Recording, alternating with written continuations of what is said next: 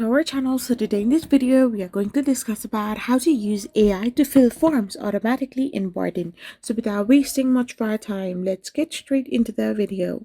So if you want to use Bardeen AI for auto filling forms, you need to simply install the browser extension. You need to simply go and download the Chrome extension of Bardeen. You need to log in and sign up in your account, and then you can also create an automation in Playbook. You need to click the plus button in the extension and select AI tools or create a new automation from scratch.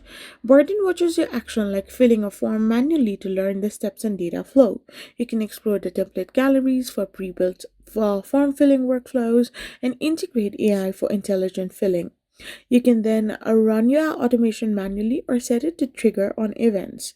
So once you have done this, you can deploy your playbook, and Bardeen's AI agent will automate the task, learning from your users.